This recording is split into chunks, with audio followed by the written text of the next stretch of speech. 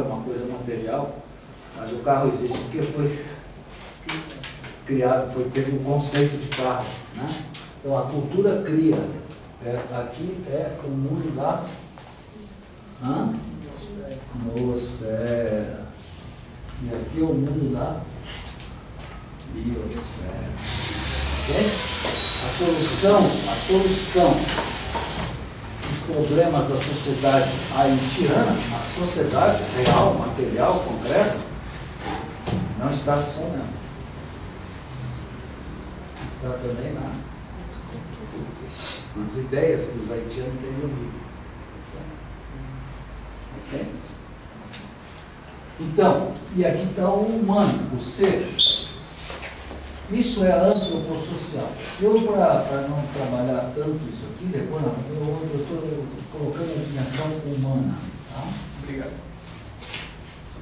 E aqui, Leandro, o que está faltando aí? É o tetraedro. Está faltando aí As interações, tá certo? Então,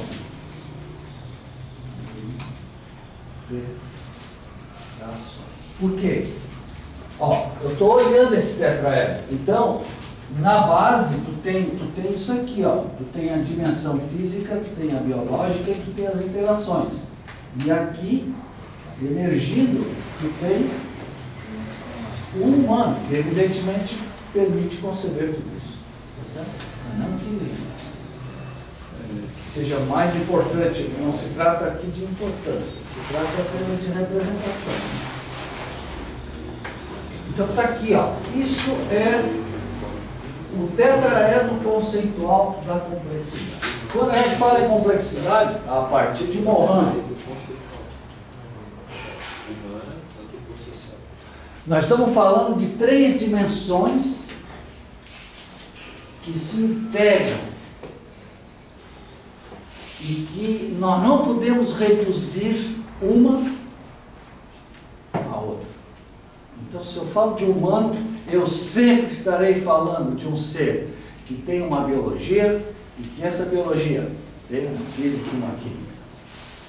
Se eu estou doente, tem algo a ver com a física e a química, tem algo a ver com o meu biológico e tem algo a ver com o meu humano. Não existe uma doença que seja só química ou física ou biológica ou humana. Para dar um exemplo da saúde, certo? Se eu estou congestionado no trânsito, se o trânsito está congestionado, pode ter certeza, ali tem uma dimensão humana, biológica e física. Então a complexidade é a ciência da irredutibilidade dos fenômenos.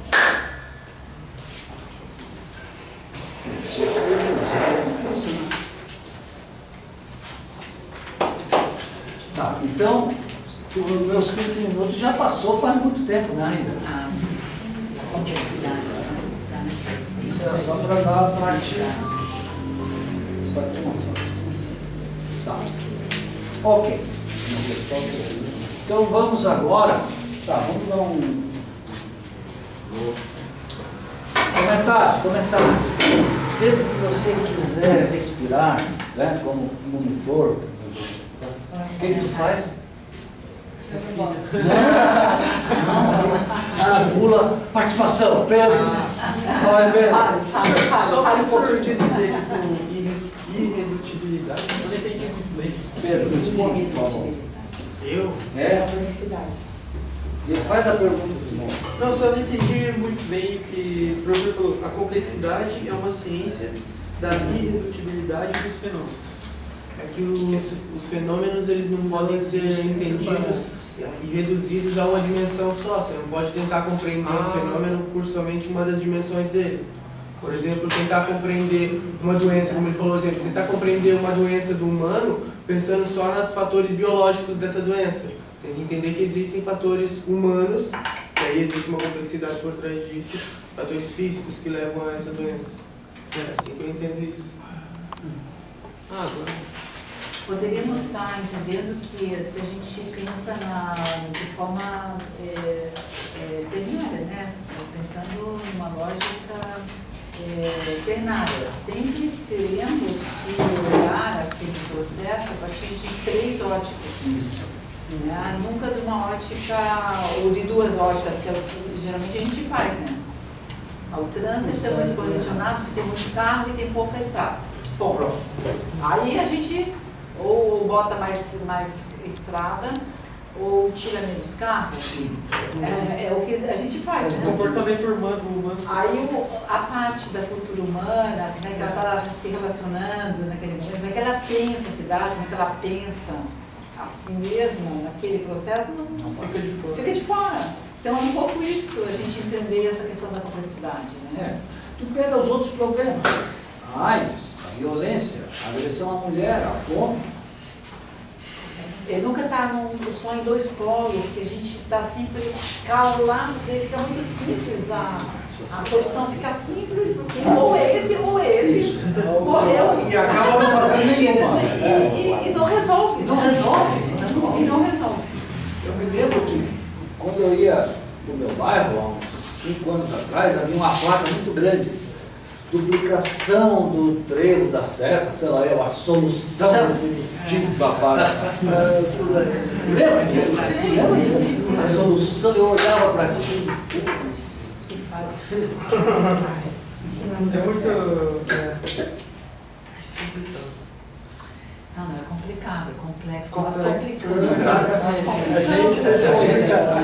A gente complica porque a gente não consegue perceber a complexidade. A gente reduz e aí complica. E complica, né? Lá, complica. E aí a gente... Né? Não, o problema da violência é falta de polícia. Claro, falta de polícia é um problema sério. Tu não vê polícia na rua. E diz a propaganda que 3 mil se formaram. 3 mil. Cadê? Mas também se só botar a polícia na rua também. Não, isso aí é que dá. Ah, não. Então vamos botar a polícia. Pronto. Vamos então tudo no campus. Vamos botar a polícia.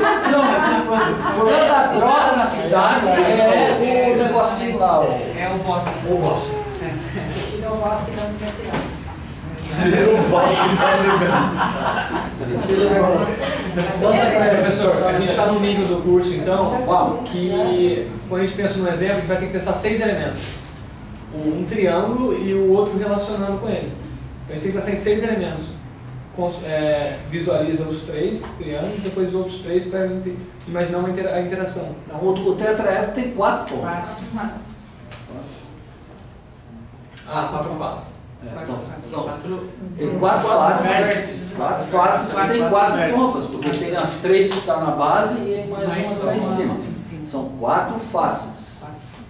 Mas assim, a quarta fase para entender que é a relação que existe entre as 3 pontas, é isso? É isso. Tem O quarto, na verdade, é o que relaciona. O que dá... São as interações, né? As interações, já mostrando que se não há essa interação, não haveria evolução do fenômeno. No caso, se não houvesse interação... O quarto ele continua sendo a emergência ali, pelo que eu entendi. Claro. Né? Tanto no triângulo bidimensional como no tetraedro, o ponto mais alto ele é a emergência do negócio. No bidimensional, apenas a interação entre aquele par logicial já causa uma emergência, que pode ser a interação que vai ser a base do tetraedro que vai propiciar alguma coisa. Na verdade, no bidimensional você encontra a interação, no tridimensional você encontra a emergência final. Ou a complexidade da organização. Porque veja agora a dialógica de palavras que o Mohan vai falar. Esse primeiro livro, como é que se chama? Não, por exemplo, qual é o da natureza? A natureza da natureza. O segundo é a vida da vida. Olha só. E o terceiro? O conhecimento do conhecimento. Tu vê que ele está fazendo essa, né? Ele está fazendo esse retorno aí, essa interação para tentar compreender. Ok, então posso passar para a segunda parte, que seria a apresentação do texto auxiliar que eu não trouxe.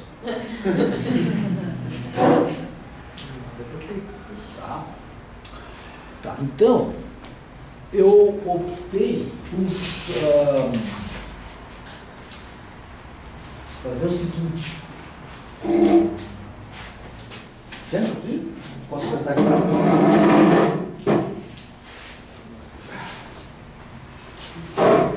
Eu optei por fazer aquilo que eu acho que é a melhor coisa que eu posso dizer para vocês. Estimular. Que é ler esse livro. Se tem um livro que você poderia ler essa semana... A gente vai ler rapidinho. Certo? Tem que acompanhar.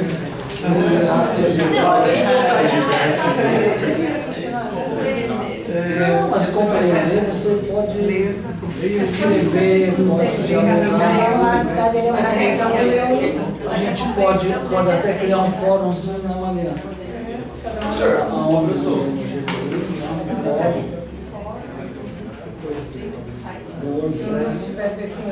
antes de você começar, eu posso só fazer uma reflexão aqui para tentar ajudar o Leandro ali, porque eu fiquei também muito curioso de colocar essas coisas nas ciências humanas, né? Aí o professor falou do humano e colocou em cultura, sociedade humana, certo? Aí eu pensaria assim, pensando, olhando rapidamente, eu pensaria que seria humano,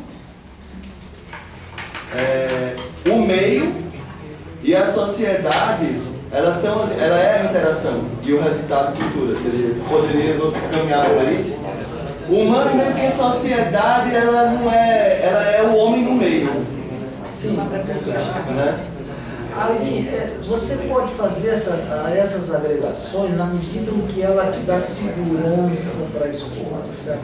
No pensamento de Morin, ele vai trabalhar sempre com a ideia de que uma lógica está dentro da outra, uma lógica precisa da outra para se explicar. Então, tu pode falar um pouquinho, mas depois tem que voltar lá, entendeu? Então, por exemplo, a sociedade para Morin é sempre um espaço biosférico, significa material. A degradação é social. Por quê? Porque ela é material. A minha casa é matéria. O tipo da minha casa, o tipo das pessoas, o tipo dos que eu tenho. Então a sociedade é sempre uma concretude material. Enquanto que a cultura é sempre uma concretude noosférica. Pô, Morin cria o termo noosférico para poder trabalhar a complexidade da sociedade. Da mesma forma, a complexidade do humano. Nós não somos só corpo. Claro que nós somos corpo, é evidente. Mas essa coisa que fala aqui, tu fala aí, fala o que é isso? Isso é uma coisa não material. Claro que tem uma base material, né? Ou as minhas ondas saem daqui, né? É uma biologia. Mas se pode dizer que a gente é só isso, bom, tem gente que acha que é, tá bem? Mas, né? Nós precisamos complexificar a ideia de ser. Então ele criou essa ideia de que existe um espaço para essas coisas não materiais. É a atmosfera. Bom, isso ele chama cultura. Certo? Não, Mira. Mas só para concluir, fique à vontade, Diego, para você construir a tua zona de conforto nessas relações todas. Claro, tu tem o texto, que é o teu grande guardião, é o que te alimenta, mas isso aqui tem que ser trabalhado um pouco de forma quântica, ou seja, tu pega um bloco de páginas, de repente passa direto, porque, entende? São quantas, né? E é isso que eu vou fazer, é isso que eu pensei em fazer, por uma razão muito simples, eu não consegui escrever um parágrafo sobre todas as ideias que estão na agenda que eu tenho. Tu vê que eu consegui ali, ó. Né? Mas foi a parte metodológica, claro, porque a metodologia sempre é mais fácil do que a epistemologia. Sim? Professor, posso dar uma sugestão? Claro. Porque assim, já que acho que quase ninguém vai poder ler o livro todo em uma semana. Eu não digo isso. Eu acho que essa deve rebobina a fita. Recomeça. Professor, posso dar uma sugestão? Essa cria uma cenário que Ninguém ouviu essa não, rebobina. Então não sei como fica, porque a ideia é que cada um lesse uma parte do pequeno texto possível, assim, certo, dentro dos limites de cada um. E daí, semana que vem, ou outro momento, se for viável, tipo, cada um daí expõe o que... Mas aí todos vão terminar lendo tudo. A zona de conforto. Não, mas só que... A zona de conforto. Mas aí, em vez de você ler o... Porque não, eu quero dizer para ti que eu já fiz essa continha. Eu tenho 334, eu dividi por... Deu 10 páginas para cada um, eu já fiz isso. Mas isso nós fizemos uma disciplina, na disciplina de governança. Não deu certo. Não, eu não sei, eu estou com a cabeça diferente, eu acho que não é por aí, entende? De eu dar páginas para vocês. Eu agora vou fazer um relato valorizador da dialógica, mostrando algumas páginas que eu li, entretanto, o que eu gostaria de destacar, entretanto, sabe? Então vocês pegam um lápis, pegam um papelzinho, e eu vou me referindo a essa edição. Né? Mas eu vou dar um ícone, porque se vocês pegarem os textos em francês, certamente serão outras as páginas. Tá? Então é o seguinte, eu comecei, quer dizer, eu recomecei a ler esse livro pela página 353, que é a conclusão. 333. Que é a conclusão, cujo título é Da Complexidade da Natureza, a natureza da complexidade. Ó,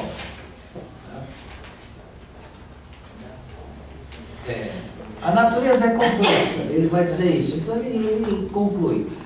Da complexidade da natureza, ele parte da complexidade da natureza para nos falar da natureza da complexidade. Legal, né? Então ele fala da natureza da complexidade para depois falar da complexidade da natureza. Não, ao contrário, ele fala da complexidade da natureza. Então, são 20 páginas que eu sugiro vivamente que vocês possam ler. Sugere que começamos por ela também? Por ela, claro. Eu estou dando a minha sugestão, né? Aí, por exemplo, Diego, tem assim, ó, na página 334, o princípio de simplificação reinou no universo. Então ele vai dizer que por volta de 1850, esse princípio de simplificação e de ordem começa a cair por terra. E ele vai falar que a primeira das grandes derrotas dessa simplificação foi dada pelo conceito de entropia, pelo conceito da segunda lei da termodinâmica. A primeira lei da termodinâmica vai dizer que a energia é permanente, é constante no universo. A segunda lei vai dizer que parte da energia se degrada quando a gente realiza um trabalho. Ou seja, tu não consegue fazer uma transferência 100% de uma certa quantidade de calor, de temperatura, né? Então uma parte é gasta no processo. Então significa que, mas como? A energia, então o que aconteceu com a energia? Ele vai dizer, a energia não se perdeu, porque a energia não se perde, a energia se degradou. Aí ele diz que nos ferramos. Porque foi a primeira demolição da órbita do relógio, ou seja, o mundo certinho como estava, opa, não é bem assim, tem uma parte que se degrada e é inexorável. E essa história da entropia começou a explicar como é que as pessoas morrem, como é que as estrelas morriam, bom, como é que tudo envelhece. Você pode comer todo dia, a gente come todo dia, mas não tem jeito, você vai morrer de velho. Se morrer de velho, melhor, né?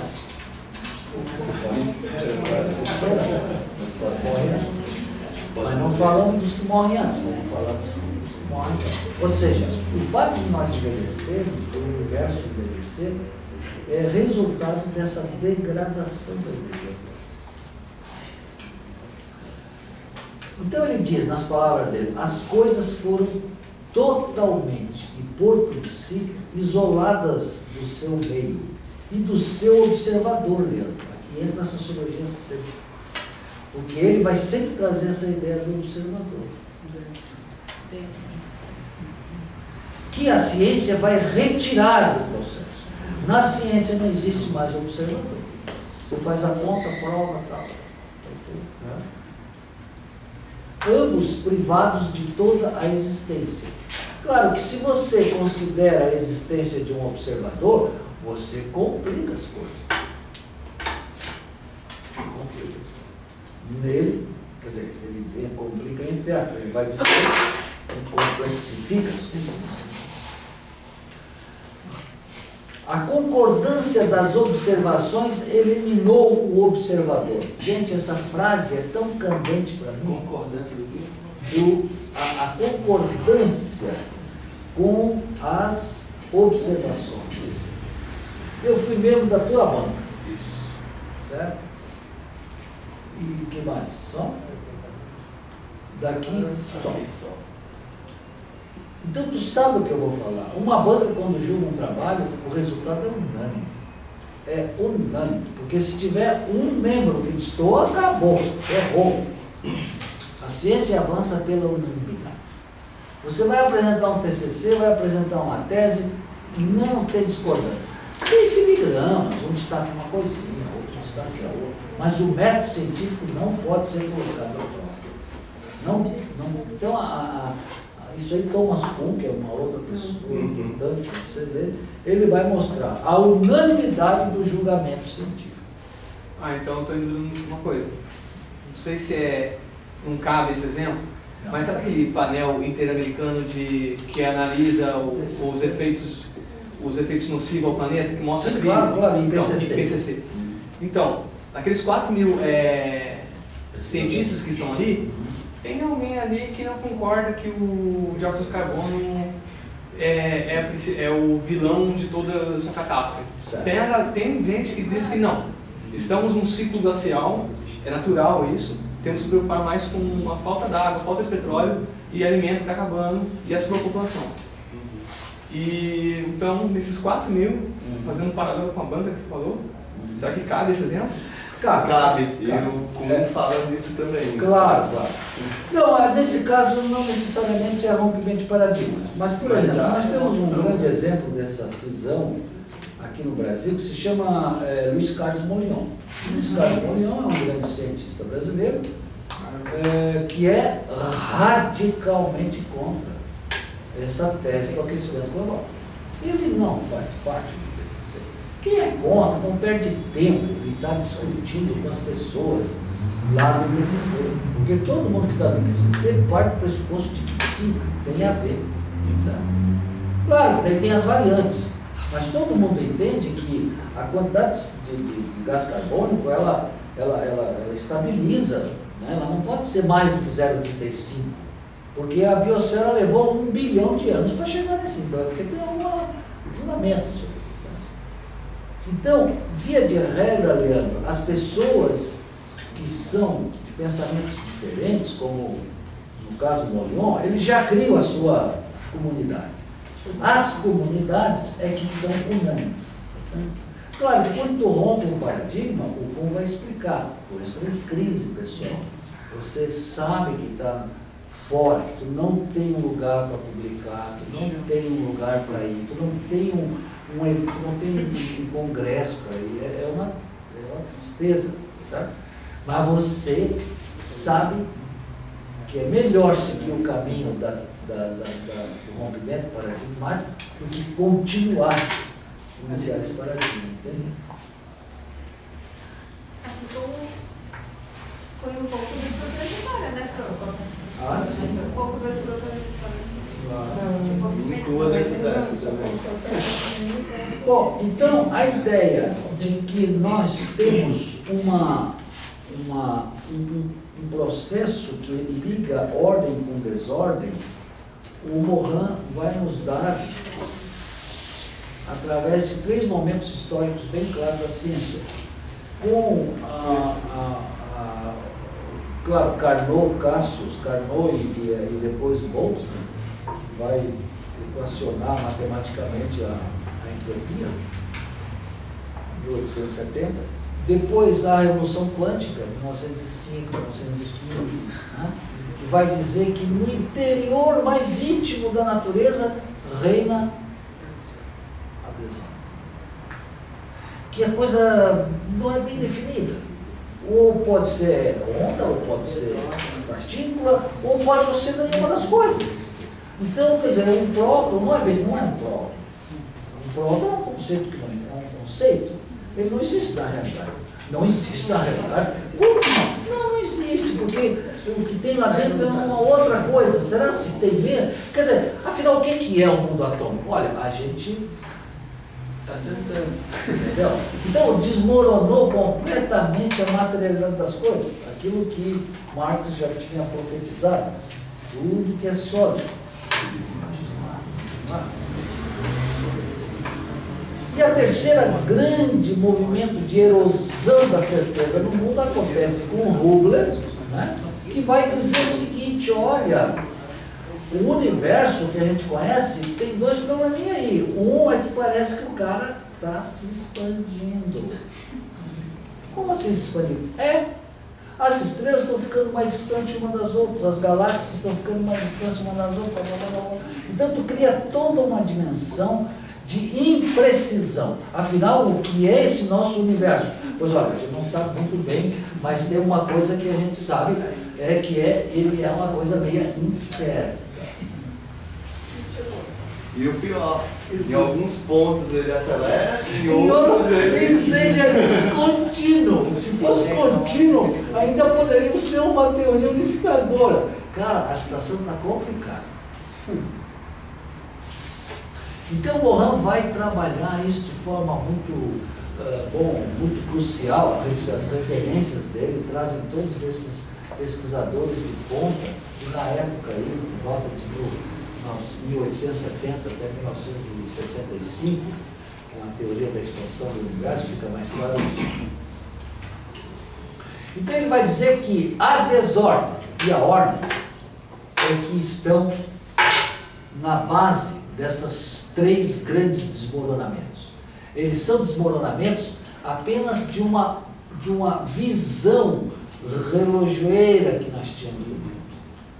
E isso ele nos abriu. Então a complexidade, nas palavras dele, invade o universo, no sentido de nos deixar mais tranquilo. Então o método de Edgar Morin é um avanço civilizatório na leitura dos fenômenos de forma não reduzidas. Então você vai procurar entendê-los na forma como parece que eles são. Certo? Bom, então ele organiza esse parece como eles são através de 3 dialógicas complexas de base. Então vocês escrevem isso para a gente ir marcando. O que são essas dialógicas complexas de base? Da mesma forma como nós trabalhávamos lá, Pedro, a complementaridade como uma lógica de base. A natureza é complementar, não é competitiva. Ah, é? É, sim, senhor. E aí você explica lá que o Blue, não existe competição entre diversidade e coerência. Tu mostra. A complementaridade é uma lógica operativa de base. Ela é que estabiliza o núcleo, é ela que estabiliza a célula, é ela que estabiliza o humano. Então, está lá. Então, isso significa que nós aprendemos com a natureza. Agora, tu imagina, Diego, tu vai para o Haiti, tu vai com que conceito para lá? Ah, uma universidade competitiva? Pô, não dá, né? Uma universidade para aumentar a competição do Haiti no cenário internacional. Nossa, olha que... Na internacional, Você é um especialista das relações internacionais. Você vai para o Haiti para quê, Diego? Não, para estimular a competitividade internacional. Transformar o Haiti numa potência internacional. Para onde é que tu tirou isso? Bom, pode ter tirado de alguma coisa. Não foi do estudo da natureza. Então vem aquela ideia que eu brinco. Afinal, será que nós somos filhos desse planeta?